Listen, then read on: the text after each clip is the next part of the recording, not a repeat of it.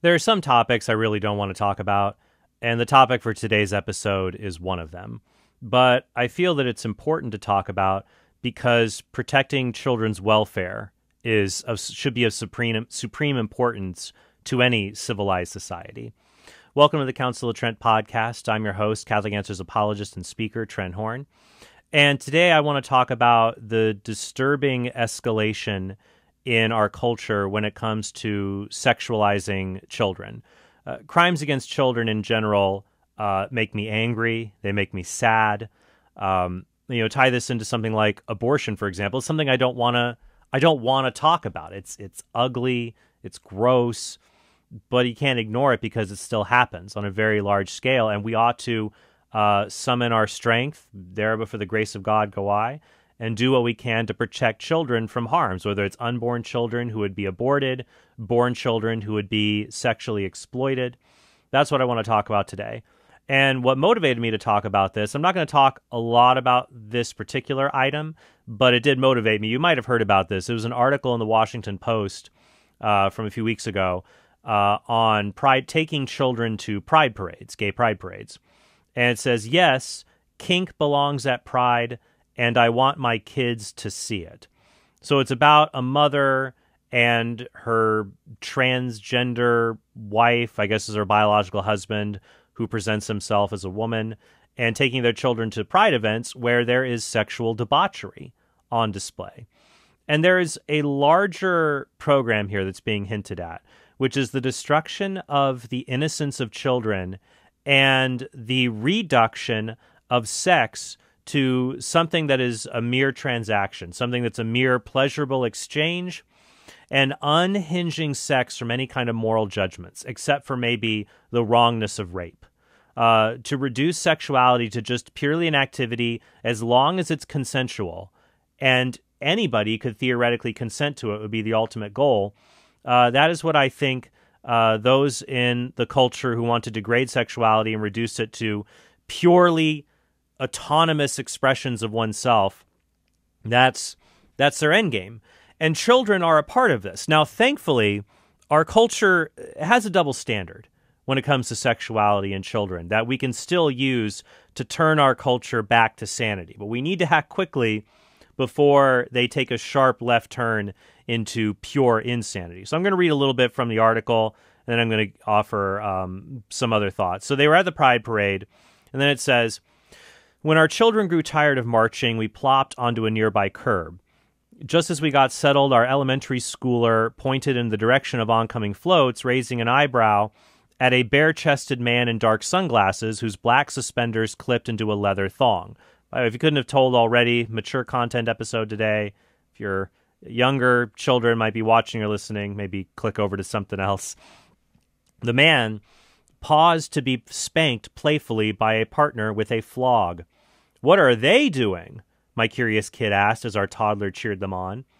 I think the emphasis should be on doing here. What are they doing? But what are they doing? The pair was the first of a few dozen kinksters who danced down the street, laughing together as they twirled their whips and batons, some leading companions by leashes. At the time, my children were too young to understand the nuance of the situation, but I told them the truth, that these folks were members of our community celebrating who they are and what they like to do. So right there, what makes something good or praiseworthy? The fact that somebody thinks it's good and praiseworthy. And that's it. And so if you're in this community and you say that some sexual acts are perverse or perverted, like what goes on in the BDSM community, bondage, domination, sadomasochism.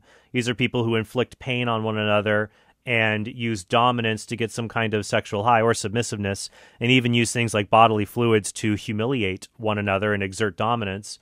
If you start to say that that's perverted and wrong, then if you have just the transgender person or the self-identified lesbian at the Pride Parade that says kink is weird, we'll say, what about you? You're transgender. What about you? You're a lesbian. People say the same thing about you. Oh, well, I guess we can't say that then. And so they're caught. And I think a lot of average people who support transgender ideology, sexual perversion, I truly believe they actually don't agree with it. They just go along with it because they don't want anyone to judge what they do. behind closed doors, frankly. So then she goes on to talk about how the presence of kink at Pride is something that has been debated.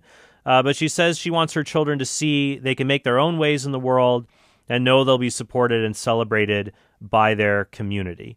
And actually, let me just jump down here to the top comment on this article. It's from a self-identified gay person named Lucy. And he or she says, "We in the gay community fought for years to dissuade people of the notion that we were somehow dangerous to children. Articles like this put us back decades. We'll have to deal with the fallout while straight couples like this one can identify their way out of it and go on their way. Why on earth did the Post publish this trash?" Next week, I'm going to talk about the LGBT playbook from the 90s that helped them to win the culture war, frankly. And in there, it talks about how that the LGBT community, to win public support, had to present themselves as similar to their critics as possible. So no more crazy San Francisco gay pride parades, leather thongs, and flogging and things like that. Instead, you have Ellen DeGeneres. You have Pete Buttigieg. Even now, Caitlyn Jenner is someone who's a former Olympian athlete, someone who's known for masculinity, presents himself as a Republican, even. So it's something to not totally scare off the other side. And I think there's other people on the other side who would say they don't like having children exposed to kink because it says the quiet part loud, basically. They do want to expose this to children, but not necessarily right now because most people are opposed to that. And that gets me to the double standards that are in our culture that we can still get a hold of. So at the one hand, our culture abhors sexual relationships between adults and children. Think about Dateline's To Catch a Predator with Chris Hansen. I'm Chris Hansen. What are you doing here today? They would catch online sexual predators with decoys, adults pretending to be children. And the adults would say, "Can I come over to your house to hang out?" And they'd show up with condoms. And instead of finding a 12-year-old boy or girl, they would find NBC correspondent Chris Hansen, who would bust them on camera. Then they would get arrested. And people liked this because the adults were the bad guys. They were villains trying to have sex with children. But at the same time, our culture sees no problem, by and large, with children having sexual relations with one another. They just say, well, use a condom, make sure that you're safe. After all, if it's bad for an adult to buy alcohol for a minor, wouldn't it also be bad for minors to buy alcohol on their own, or for one minor to give alcohol to another minor? Now, some people might say, well, children can't consent to sex with adults. They can't consent, though, to sex with one another. It's the same activity with the same lifelong ramifications and consequences. So when you have double standards, though, you have to be careful that you could escape a double standard by embracing an even worse consistency. For example, Dr. Peter Kraft once was speaking to a group of feminists, and he explained to them how abortion is really no different than infanticide. And so it's inconsistent to support abortion but not infanticide. And after explaining this, the feminists said to Dr. Kraft, "You changed our mind." And he said, "Oh, good. Are you pro-life?" And he said, "No." They said, "No. Now we're pro-infanticide."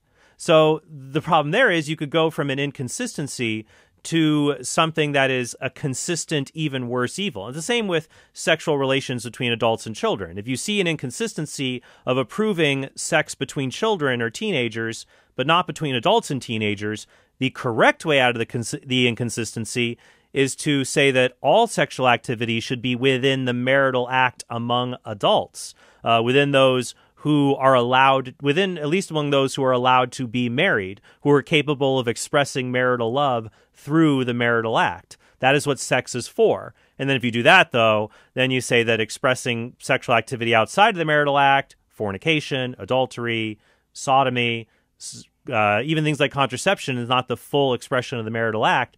They become disordered and they become wrong. A lot of people don't want to go in that direction.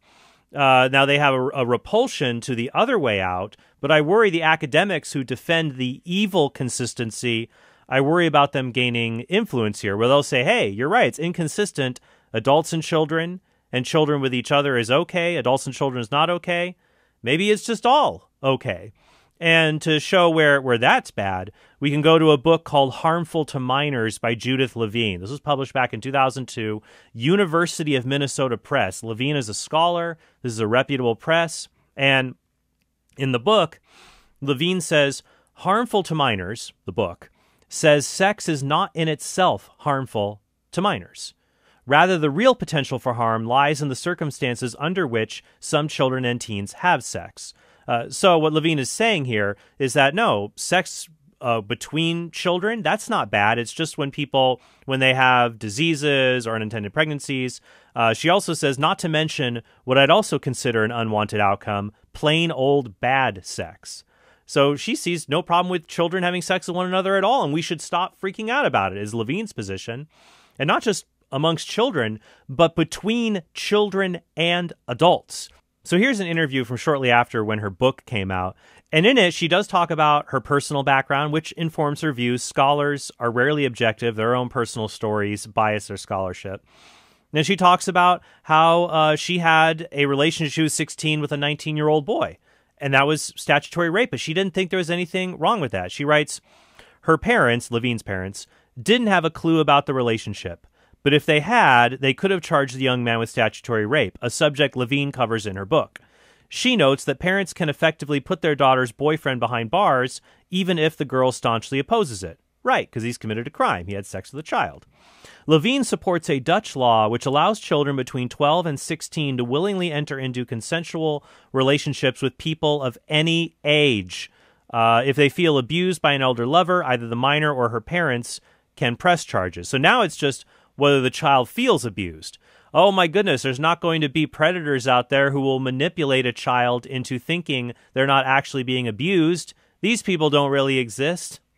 My goodness, this is just something else to see this year. So that's Levine's book, and it's interesting to compare it and cross-reference the people she cites and the people who endorse the book.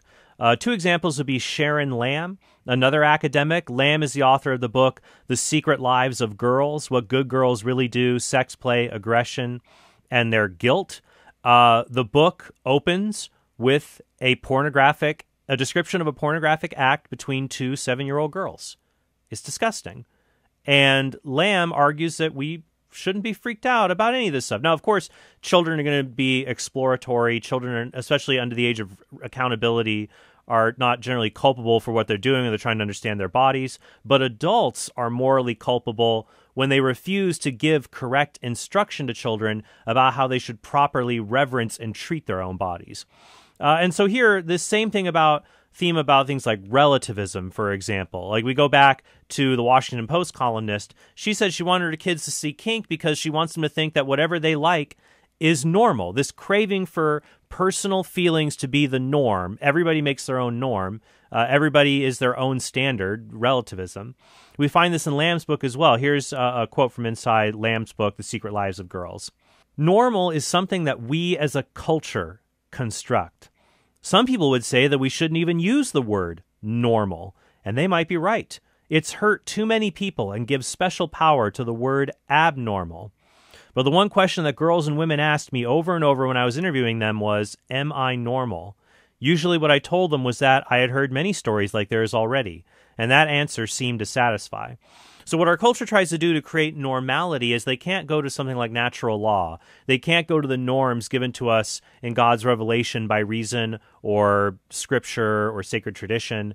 They can't use that as the norm, so they opt for a statistical norm.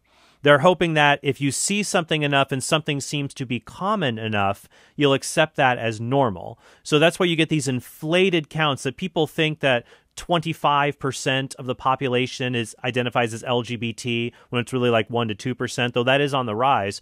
But to create the sense that every television show has an LGBT prominent character, even though that's not social demographically what is present, what they're trying to do is create this kind of statistical normalcy because they can't get actual normalcy in what they're talking about because it violates the very norms of reason that God gave us, written in nature and also within his own divine revelation. All right, so what do we do about all of this? We have to walk a fine line between acquiescing to the culture and overreacting and withdrawing from the culture. So not acquiescing, I think a lot of people listening to this could be on board with that. You know, we don't support this, we don't normalize it, and we vocally espouse the opinion that it's not okay to sexualize children because, and just focus on this point, tell people sex is for the expression of marital love. That is what sex is for. And children are not capable of entering into something as important as the bond of marriage, so they cannot, of course, engage in the behavior that is rooted in establishing that bond. Sex is for expressing marital love. Marriage is what makes children. Children don't get married. And that's, I think, the important way to go about it. So it gives us a larger framework for our sexual ethics. But then there's the overreaction of saying, well, we're never going to talk about sex with our kids at all. We're going to hide everything from them. If people bring it, if a child asks about sex, we get mad at, where'd you learn that? Where are you talking about that? That's disgusting. Don't talk about that. You still want to be approachable to children. Now, for little children, you want to protect their innocence as long as possible. Sometimes your hand is forced by our culture. They see something inappropriate, and you have to address it. I cover a lot of that in detail in my book, co-authored with Layla Miller, how Made This Way, how to talk to kids about tough moral issues. And we have sections in that book on how to talk about sexuality with little kids to protect their innocence, or at the very least, to help inform them about the world when their innocence has been shattered. But with older kids, I find what's helpful here when it comes to navigating sexuality is to talk about sexuality not so much in terms of purity, like losing your purity if you have sex. You don't want to lose your virginity, because I think that treats teens as being very passive agents. You don't lose your virginity like you lose your car keys or something like that. Rather, I want them to be active agents, to know they are good, moral, holy, virtuous, upright people. And so they can be held accountable to practice honesty in all of their dealings, including in their sexuality, and that it is fundamentally dishonest to use the sexual act, which is a way to communicate through the body marital love to another person that you are not married to talk about how it's lying with your body, essentially. So I think talking about sexual honesty, sexual authenticity, caring for other people, and offering protection for them within this realm, whether they're boys or girls, and to encourage them that sex is a good thing that God has given us, to not talk about like, this is your dirty secret, this is something that's not appropriate, and it's hard. And if you're in a situation where a child brings up something and you're flustered, don't worry about having the right answer right off the bat. I mean, my children have asked questions. I'm like, where'd you hear that? Where'd you hear that from? And that's actually a good response. When you're trying to collect your thoughts and say, what do I say to my child? You can just say, that's interesting. Where did you hear that? Where did you see that? What do you think would be right in this situation?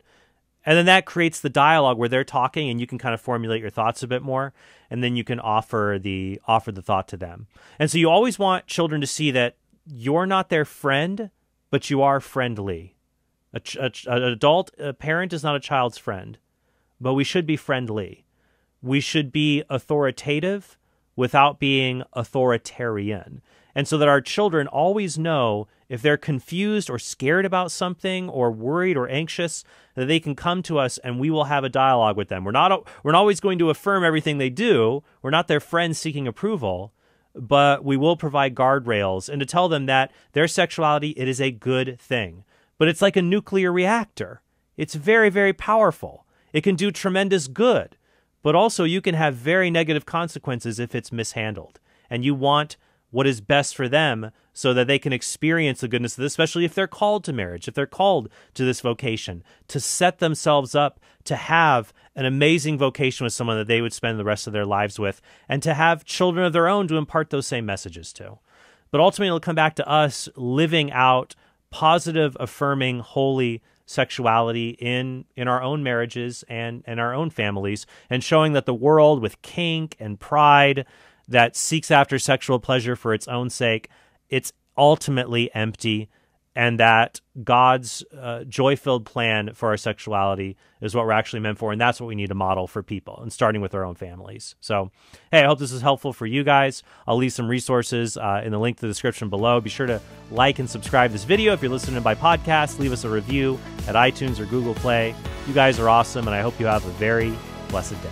Hey, thanks for watching this video. If you want to help us produce more great content like this, be sure to click subscribe and go to TrentHornPodcast.com to become a premium subscriber.